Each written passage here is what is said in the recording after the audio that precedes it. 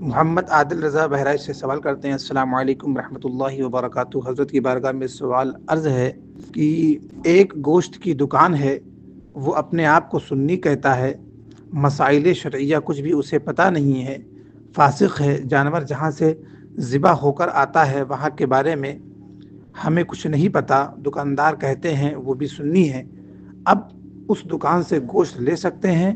اور شادی یا ریلیشن میں جائیں تو وہاں پر بھی تحقیق ضروری ہے، رہنمائی فرمائیں۔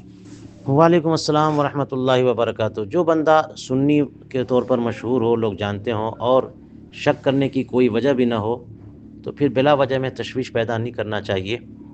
اور گوشت جہاں سے لیا جائے اس کا عالم دین اور فقیہ اور مفتی ہونا ضروری نہیں ہے، ورنہ گوشت کی فراہمی ہی مشکل ہو جائے گی۔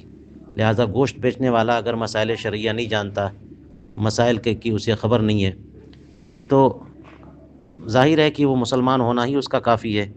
اس لیے اس مسئلے میں، گوشت کے مسئلے میں یہ ذہن میں رکھنا چاہیے کہ کوئی شک یا شبہے کی وجہ وہاں پر نہ ہو، تو پھر مسلمان مان کر کے، سنی مان کر کے اس کا گوشت جو ہے خریدنا بھی درست، اس کا کھانا بھی درست۔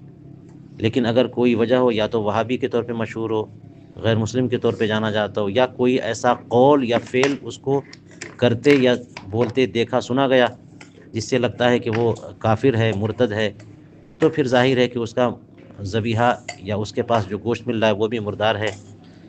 یوں ہی دعوت میں بھی اگر گئے اور مسلمان نے دعوت دی ہے، سنی خوش عقیدہ مسلمان ہے، اور وہ بھی اگر مسائل نہ جانتے ہوں، تو ان کے ایمان کی بنیاد پر، مسلمان ہونے کی بنیاد پر گوشت کے معاملے میں تحقیق کرنا کوئی ضروری نہیں ہے۔ ہاں یہ ہے کہ شبہے کی کوئی گنجائش ہو کہ بندہ ایسا ہے کہ وہابیوں کے ایسے بھی لیتے ہوئے دیکھا گیا ہے، تو پھر تحقیق کرنی چاہیے۔ واللہ تعالی اعلم بالصواب۔